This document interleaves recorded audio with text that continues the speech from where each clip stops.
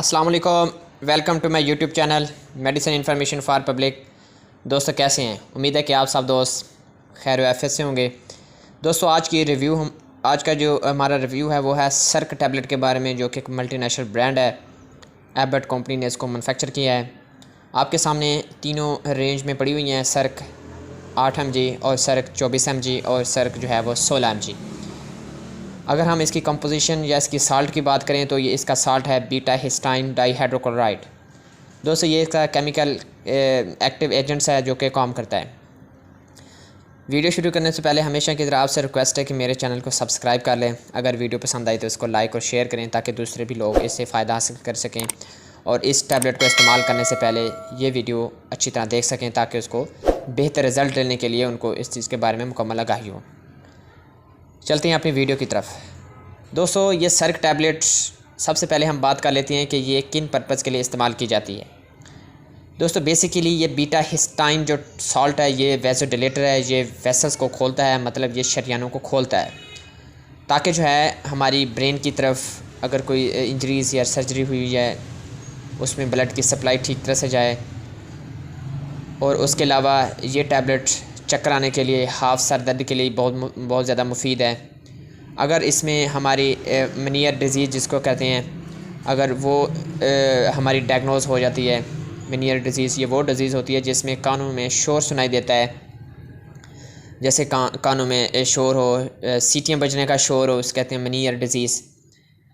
कानों में सीटियाँ बज रही हों, कान भारी हों, अगर इसमें मनियर डिज़ीज़ हो जाती है तो उससे क्या होता है कि जो कानों को बैलेंस करने वाली जो होती है वेसल्स होती हैं उसमें इन्फ्लेमेशन हो जाती है, या किसी भी सिजेरियन की वजह से वहाँ पे डिस्टर्बेंस आ जाती है, या कोई ट्यूमर बन जाता है जिसकी वजह से कानों में जो फ्रीक्वेंसी होती है सुनने की या बॉडी को बैलेंस करने वाली वो डिस्टर्ब हो जाती है और कानों में जो बेतहाशा आपको शोर सुनाई देता है और आप जो है वो अपने आप को बैलेंस नहीं कर सकते।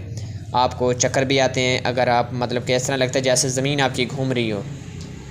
इसे कहते हैं मैनियर डिज़ीज़। इससे क्या होता है, कानों में जो बैलेंस करने की फ्रीक्वेंसी है वो कम हो जाती है जिससे हमें शोर सुनाई देता है। ये टैबलेट उनके लिए भी इस्तेमाल होती है, आधे सर दर्द के लिए भी बहुत ज़्यादा इस्तेमाल होती है। उसके अलावा वर्टाइगो जिसको चक्कर आना हम बोलते हैं, उनके लिए भी ये टैबलेट बहुत ज़्यादा इस्तेमाल होती है। वर्टाइगो को 200 चक्कर आना कहते हैं।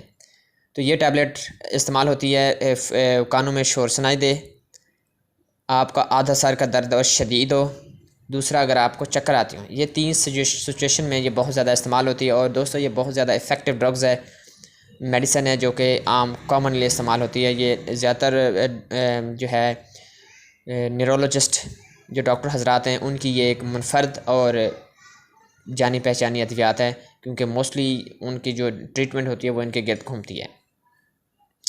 दूसरा अगर दोस्तों बात करके स्पाइनल कॉर्ड्स की, स्पाइनल कॉर्ड्स में अगर डिस्टर्बेंस आ जाए हमारे में, उनके लिए ये काम करती है मुख्तलिफ़ अद्वियात की कॉम्बिनेशन से।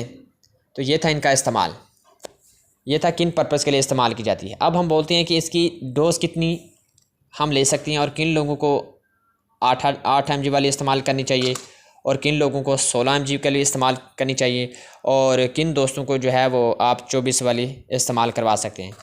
देखें दोस्तों, अगर आपकी उम्र 18 साल से 25 साल तक है तो आपको बेहतर है कि आपको इस सिचुएशन में 8 वाली टैबलेट रिकमेंड की जाती है। अगर आपकी उम्र 35 साल से लेकर 50 के दरमियान में है तो इस सूरत में आपको 16 mg की रिकमेंड की जाती है। अगर आपकी उम्र 50 से लेकर अबव है तो उस सूरत में आपको 24 mg वाली रिकमेंड की जाती है, क्योंकि जिसमें एज फैक्टर बढ़ता जाता है उसी तरह इसकी क्वांटिटी, इसकी मिलीग्राम भी बढ़ता जाता है। दोस्तों अगर हम इसकी पैकिंग की बात करें तो एक टैबलेट में तीनों रेंज में सेम टैबलेट है, मतलब कि 30 टैबलेट होती हैं और हर पत्ते में जो 10 टैबलेट मुश्तमिल होती है 10 गोलियों पर। तो ये बासानी आपको किसी भी मेडिकल स्टोर फार्मेसी पे मिल जाएगी। अगर हम इनकी डोज़ की बात करें तो वो मैंने आपको बता दी है कि अगर आपकी उम्र 18 से 25 है तो आपको 8 mg की रिकमेंड की जाती है मोस्टली।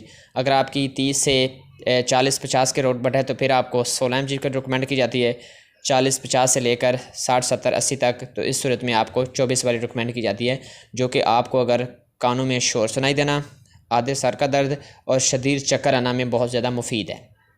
दोस्तों अगर हम इसकी साइड इफ़ेक्ट की बात करें तो मेरी वीडियो को मुकम्मल देखना, क्योंकि इसमें एक दो चीज़ें बहुत इंपॉर्टेंट हैं जो कि आपको उसके बारे में नॉलेज होना बहुत ज़रूरी है। अगर आप प्रेगनेंसी की इस सूरत में हैं तो आपको ये टैबलेट बिल्कुल इस्तेमाल नहीं करनी चाहिए। अगर आप बच्चे को फ़ीड करवाती हैं तो इस सूरत में भी आपको ये टैबलेट इस्तेमाल नहीं करनी चाहिए। तीसरी बात यह है, अगर आपको मैदे में इन्फेक्शन है, अल्सर है मैदे में आपकी मैदे की जो अंदरूनी इंटरनल वॉल्स होती है जिसको हम झिल्ली कहते हैं, अगर वहाँ पे ज़ख़म है, अल्सर की सिचुएशन, तो इस सूरत में आपको ये टैबलेट इस्तेमाल नहीं करनी चाहिए। ये थी इनके, इससे क्या हो सकता है, इसके अलावा इसमें सर दर्द हो सकता है, मज़ीद बिगड़ सकता है। इसके अलावा इसमें क्या हो सकता है, वॉमिटिंग आ सकती है, स्टमक में पेन हो सकती है, चक्कर आ सकते हैं और नोज़िया वगैरह की शिकायत हो सकती है। ये थे इनके साइड इफ़ेक्ट्स। तो दोस्तों इसके साइड इफ़ेक्ट मैंने बता दिए, इसका इस्तेमाल बता दिया और इसका यूज़ भी बता लिया। ये पानी के साथ खाई जाती है, ये दिन में 1 मरतबा खाई जाती है। अगर आपको इस तरह की सिचुएशन में इजाफ़ा हो तो ये इसकी डॉक्टर सिचुएशन को मद्देनज़र रखते हुए इनकी डोज़ कम या ज़्यादा कर सकता है। आज की थी हमारा ये टॉपिक सर के हवाले से। तब तक मुझे इजाज़त, इंशाल्लाह किसी नेक्स्ट वीडियो में आपसे मुलाकात होगी। अपना बहुत ज़्यादा ख्याल रखें। अल्लाह हाफ़िज़।